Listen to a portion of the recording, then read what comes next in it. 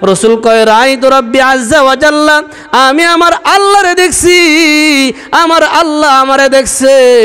আল্লাহ রহমাতুল লিল আলামিন রে আরশের ভিতরে ঢুকায়া ডাক দিয়া কয়, বন্ধু তুমি না বলছিলাম তায়েবের জমিনে দাঁড়ায়া চোখের পানি ফালায়া বলছিলা আল্লাহ আমারে কার কাছে তুমি ছাইরা দিছো।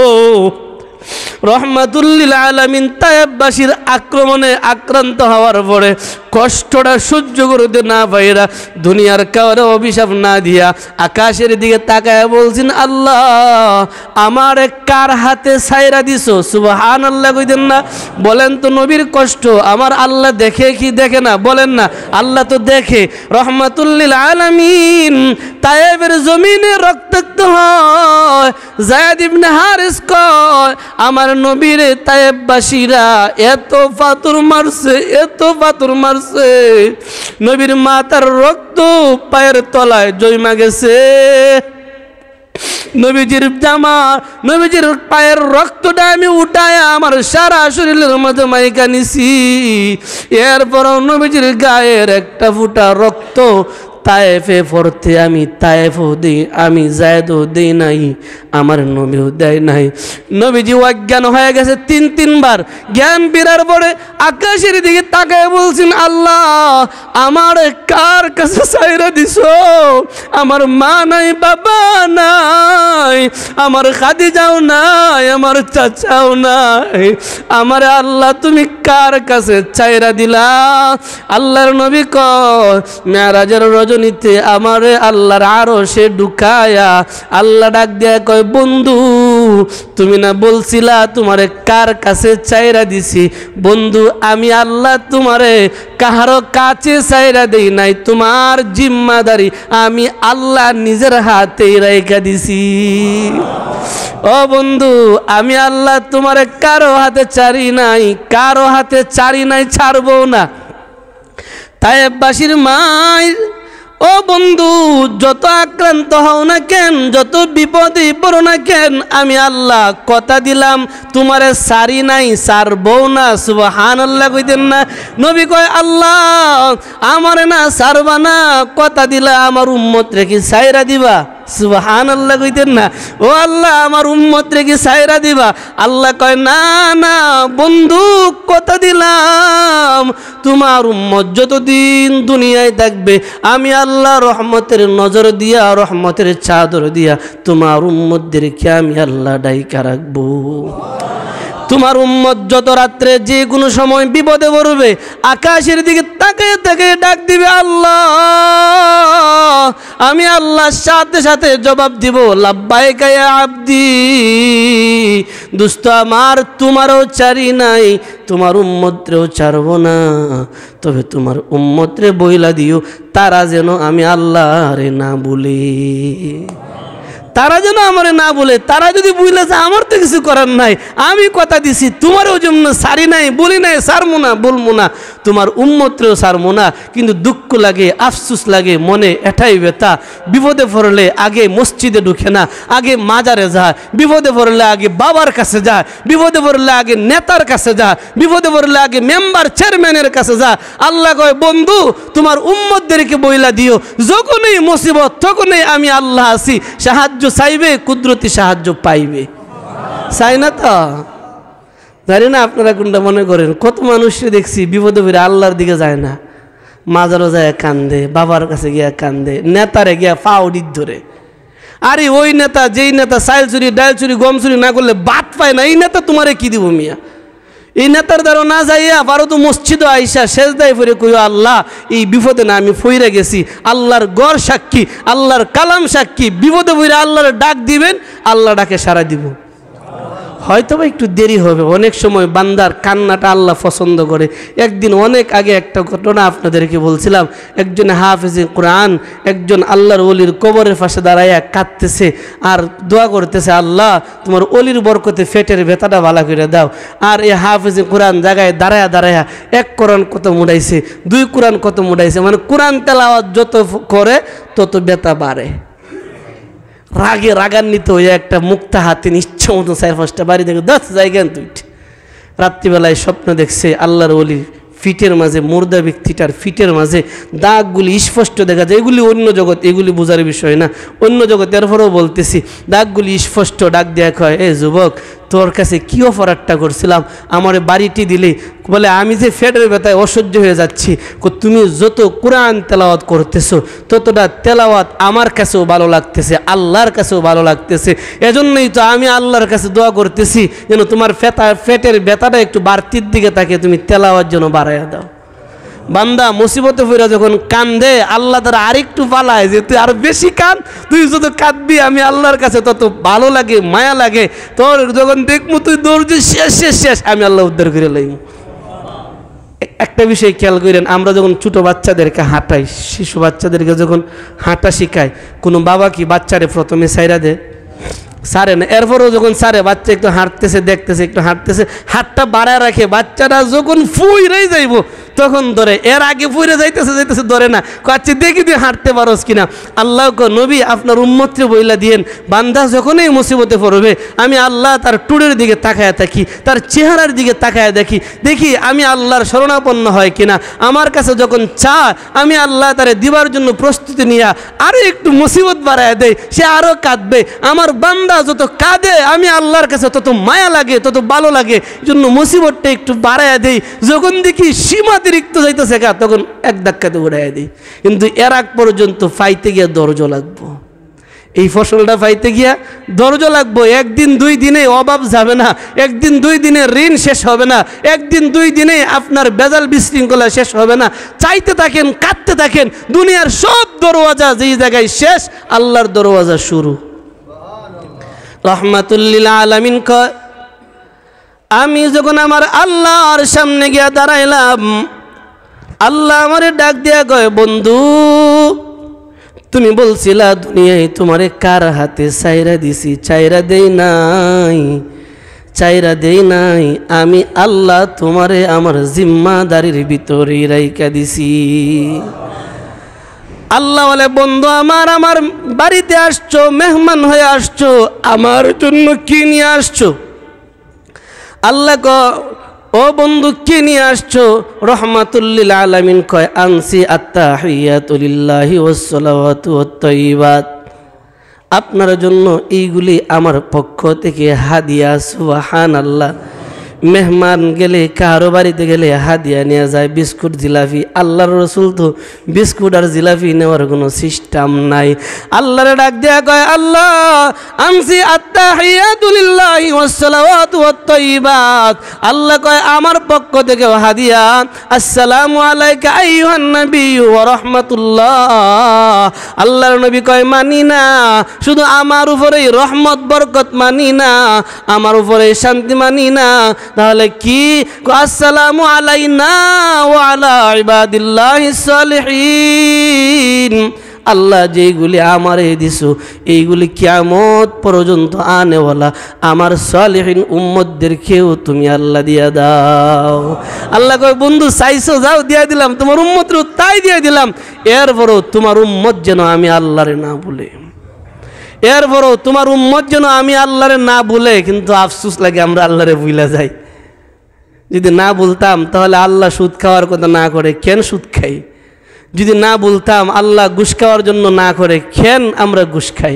যদি না বলতাম আল্লাহ জিনা করার কথা না করে আমরা কেন জিনা করি? তাও জিনা করি তো করি, সমাজ আবার বুক ফুলায় হাঁটি।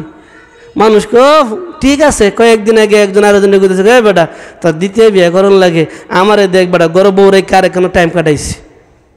ও মানে গর্ব করে, আর কোনো টাইম কাটাইছে গর্ব করে, অথচ এটা যে হারাম, আল্লাহ নিষেধ করছে, এর লাগে জাহান্নামও যাইতে হইব। এটা হ্যাঁ যাই নেও, আমারও দেখ বেটা আমি তো বেটা বউ রেখে আর কোনো টাইম পাস করি। আরে কপাল পুরা তোর মতো তো নাফরমান, তোর মতন তো কপাল পুরা কম বক্ত হে না হে। আল্লাহর ভয় দেখেই তো দ্বিতীয় বিয়ে করে লাইছে, যাতে হারাম কাজে না যাওয়া লাগে। বর্তমান সমাজের অবস্থাটা দেখেন, দ্বিতীয় বিয়ে করলে বদনাম। আয় বউ রাইকে দুইটা বিয়ে করে ফেলছে, এ লুচ্চা চরিত্রহীনা। অথচ বউ রাইকে 10টা মেয়ে দর্শন করলে লুচ্চা হয় না। এর নাম সমাজ, নিকৃষ্ট সমাজ। এই সমাজগুলো, যেই সমাজ জিনা করার পরে তারে লুচ্চা হয় না, তারে সমাজ থেকে বঞ্চিত ঘোষণা করে না, তারে জুতা পিটা করে না, এই সমাজ নিকৃষ্ট সমাজ। যেই সমাজ দ্বিতীয় বিবাহ করার পরে তারে দূষিত মনে করে, লুচ্ছা মনে করে এই সমাজ দূষিত সমাজ, এই সমাজ নিকৃষ্ট সমাজ, এই সমাজ আল্লাহর আদালতে গোটা সমাজবাসী দূষিত হবে, গোটা সমাজবাসী আল্লাহর কাছে জবাব দিতে হবে যদি একটা জিনাকারীরে সমাজবাসী দইরা উপযুক্ত শাস্তি না দেয়, প্রয়োজনে দ্বিতীয় বিবাহ যারা করে এদেরকে যদি মারহাবা না দেয়, আল্লাহর পক্ষ থেকেও দেওয়া আছে 4টা বিয়া করো, হালাল আছে, কোনো অসুবিধা নাই। 2টা বিয়া করলেই লুচ্ছা হয়ে যা, বদমাইশ হয়ে যা, সেঞ্চুরি করে বালা, জিনা কইরা তখন লুচ্ছা হয় না। আল্লাহর আদালতে এই সমস্ত চরিত্রহীনাদের, জিনাকারীদের দাঁড়ায়া পরিপূর্ণ জবাব দিতে হবে। জবাব দেওয়ার আগে একজনও সারবাইতে না, একজনও না। আল্লাহ আমাদেরকে হেদায়েত দেখ, বলেন না আমিন। কষ্ট হইলে মাফ করে দিন। রহমাতুল্লিল আলামিন কয় আমি যখন বিদায়, আল্লাহ আমারে ডাক দেয়া কয় বন্ধু তোমার উম্মতের জন্য 50 ওয়াক্ত নামাজ দিয়া দিলাম, 50 ওয়াক্ত নামাজ। রহমাতুল্লিল আলামিন খুশি আত্মাহারা, আমার উম্মতে আল্লাহ হাদিয়া দিছে 50 ওয়াক্ত। 6 নম্বর আসমানে আসতেই মুসা নবীজি গায়ে দাঁড়ান, কি ব্যাপার, আল্লাহ কি দিছে আপনার উম্মতরে? 50 ওয়াক্ত নামাজ। মুসা নবী কয় সাবধান, আপনার উম্মতেরা 50 ওয়াক্ত পারবে না। উম্মত যে কত ফিসলা এটা আমি মুসা জানি, আমি মুসার জানা আছে 50 ওয়াক্ত পারবে না। আপনি চলে যান, পিছনে চলে যান, আল্লাহরে গিয়া বলো আল্লাহ 50 ওয়াক্ত আমার উম্মত পারবে না। কিতাবের মাঝে উল্লেখ করা হয় আল্লাহ তাআলা 5 ওয়াক্ত করে কমাইতে লাগলো। সর্বশেষ 5 ওয়াক্ত নামাজ। মুসা নবী কয় এখন কত? 5 আসিল 50, এখন 5 যান গিয়া বলেন না আপনার উম্মত 5 ওয়াক্ত পারবে না। সত্যি তো? কয়জন নামাজ পড়ে? নজরুল কাসিমি সাহেব যে আইছিল, আমি কই লাইছিলাম 80% নামাজ পড়ে শুক্রবারে। আপনারা সবার সামনে তো কইছে যে বুখা, সারা দেশ মিলে 20% জুম্মার নামাজও পড়ে না। তো 5 ওয়াক্ত তো আরও দূরাত। তো মুসা নবীর কথা তো মিথ্যা না, হাসাই। মুষ্টিময় কয়জন? আচ্ছা মনে করেন তো এই রাজনপুরে সব মানুষ যদি 5 ওয়াক্ত নামাজ আয়ে মসজিদও জায়গা লইব আমরা? জুম্মার দিনও যে সবাই আয় এটা বিশ্বাস আমি করি না, কারণ কাসিমি সাহেব যেমনি সবার সামনে মনে কয়ে গেছে 20% সবাই যায়, এটা আমি বিশ্বাস করতে পারি না। তো মুসা নবীর কথাটাও তো মিথ্যা না। নবী যান আল্লাহরে গিয়া কন 5 ওয়াক্ত পারতো না। নবী কো আমার লজ্জা লাগে। আল্লাহ তাআলা ডাক দেয়া কয় বন্ধু তোমার উম্মতরে আমি আল্লাহ 50 ওয়াক্ত নামাজ দিছিলাম, যাও 50 ওয়াক্ত নামাজ তোমার উম্মত আদায় করলে যতটুকু সওয়াব পাইতো, তোমার উম্মত যদি 5 ওয়াক্ত নামাজ আদায় করে আমি আল্লাহ 5 ওয়াক্ত নামাজের ভিতরে 50 ওয়াক্ত নামাজের সওয়াব ঢুকিয়ে দিলাম। 5 ওয়াক্ত নামাজ পড়বে 50 ওয়াক্তের সওয়াব, এরপরও পড়ি না। রহমাতুল্লিল আলামিন কয় আমারে নিয়ে আসা হলো বাইতুল মুকাদ্দাস, সব দেখলাম, জান্নাত দেখে আসলাম, জাহান্নাম দেখে আসলাম। ও যুবক ভাই, রসুলের বর্ণনা জাহান্নামের একটা ইতিহাস তোমাদেরকে শোনাই। রহমাতুল্লিল আলামিন বলেন আমি যখন জাহান্নামের ভিতরে গেলাম, জাহান্নাম ঘুরে ঘুরে যখন আমি দেখতে লাগলাম, হঠাৎ করে লক্ষ্য করলাম একদল মানুষের পেট মটকার মতো বড় বড়। ও যুবক ভাই কথাটা খেয়াল কইরো, রসুল কয় আমি দেখলাম একদল মানুষের পেট মটকার মতো বিশাল বড় বড়, ওই পেটের ভিতরে বিষাক্ত বড় বড় সাপ।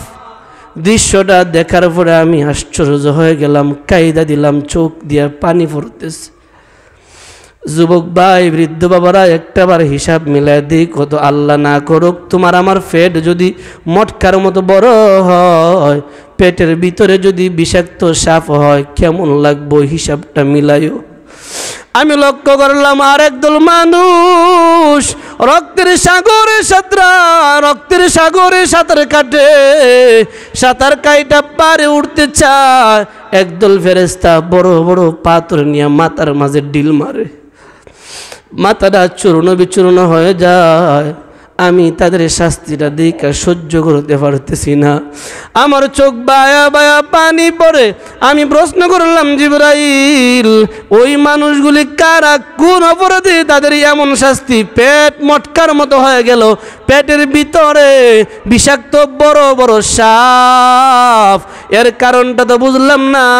মানুষগুলির রক্তের সাগরে ফেলে দেওয়া হলো, রক্তের সাগরটাও তাও ফুটন্ত উত্তপ্ত রক্ত, তার মাঝে মানুষটা পড়ে যায়, কাল্লাটা ভালো থাকে, সাঁতার কাইটে উপরে উঠতে উঠার মাত্র শুরু মাত্রই তার মাথায় পাথর দিয়ে ডিল মারে, মাথাটা চূর্ণ বিচূর্ণ হয়ে যায়। বুঝলাম না রে ও জিবরাইল, বুঝলাম না। জিবরাইল ডাক দিয়ে কয়, নবী আমার, ওই মানুষগুলির চিনে রাখো, তারা হলো ওরা যারা দুনিয়ায় থাকতে সুদ খাইতো, ঘুষ খাইতো, অবৈধভাবে ইনকাম কইরা টাকার পাহাড় জমাইতো। ওই টাকাগুলিরে আমার আল্লাহ সাফ বানায়া তার পেটের মাঝে দিয়া দিছে, সাফ বানায়া গলার মাঝে ঝুলাইয়া দিছে। যাদেরকে দেখছেন রক্তের সাগরে সাঁতার কাটে, ওরা ছিল সুদকুর, ওরা মানুষের রক্ত চুইসা মানুষের কাছ থেকে টাকা নিত, মানুষের গাম বায়া পরিশ্রমের টাকা রক্ত গাম হইয়া তাদের ইনকামের টাকাগুলির মধ্য থেকে অবৈধভাবে হারামভাবে সুদের টাকা নিত। ওই যে শাস্তিতে দেখছেন যাদের পেট মটকার মতো, যাদেরকে দেখছেন জাহান্নামের রক্তের মাঝে সাঁতারে কাটছে, সবটি হলো দুনিয়াতে অবৈধভাবে টাকা পয়সা, অবৈধভাবে ইনকাম করনে ওয়ালা মানুষ। যুবক ভাই, বৃদ্ধ বাবা, একটাবার হিসাব মিলায় দেখো তো, সে আযাবে গেলে সহ্য করতে পারবা কিনা। রহমাতুল্লিল আলামিন কত, আমি আরেক দল মানুষের দেখলাম জাহান্নামের চুলা বানায় রাখছে, জাহান্নামের চুলা, জাহান্নামের চুলার ভিতরে দেখলাম একদল নারী একদল পুরুষরে আমার আল্লাহ ফেলে রাখছে। জাহান্নামের চুলার মাঝে একদল নারী একদল পুরুষ জ্বলে। আমি প্রশ্ন করলাম, জিবরাইল, ওরা কারা যারা জাহান্নামের চুলার ভিতরে জ্বলে? ওরা কারা, কেন জ্বলে, কোন অপরাধের কারণে জ্বলে? জিবরাইল বলে, নবী আমার, এই মানুষগুলির চিনা রাখো, এরা দুনিয়ায় থাকতে দুশ্চরিত্র ছিল, জিনাকারী ছিল, ওরা দুনিয়ায় থাকতে হালাল স্ত্রী চাইরা বেগানা মেয়েদের সাথে সময় কাটাইতো। এই যে একটু আগে বলছি, আরেক বাইরা কল দেয়া কয়, আমি তো বালা আরেক কেন সময় কাটাই। আল্লাহর রাসূল যায় না রাখো, আর হলো ওই জিনাকুর। যে মহিলারা নিজের স্বামী বাদ দিয়া পর পুরুষের সাথে সময় কাটাইছে, যেই স্বামীরা, যেই পুরুষেরা নিজের স্ত্রীরে বাদ দিয়া পর পুরুষের সাথে সময় কাটাইছে, ওই জিনাকুরদেরকে, জিনাকারীদেরকে আমার আল্লাহ এই আযাবের মাঝে ফেলে রাখবে। ও যুবক ভাই, বৃদ্ধ বাবা, একটাবার হিসাব মিলায় দেখো তো, জিনাকারী হইয়া ওই আযাবটা সহ্য করতে পারবা কিনা, একটাবার হিসাব মিলায়ও। যদি মনে করো ওই আযাবটা সহ্য করা সম্ভব না, তো দুইটা পায়ে ধরে, আল্লাহর হস্তে দুইটা পায়ে ধরে জিনা চাইরা দাও, জিনা বন্ধ করো, জিনার পথে চাইও না। মন চায়, প্রয়োজনে সামর্থ্য থাকলে 4টা বিবাহ করে নিও, এর বড় জিনা কইরা আল্লাহর আদালতে আসামির কাঠ গড়াই দাঁড়ায়ও না। আল্লাহ তোমার কুদরতি পায়ে ধরে আমি সহ আমাদের সবাইরে সকল প্রকার গুনাহ মুক্ত, ঈমান আমলওয়ালা জিন্দেগি দান করো, সবাই বলি আমিন।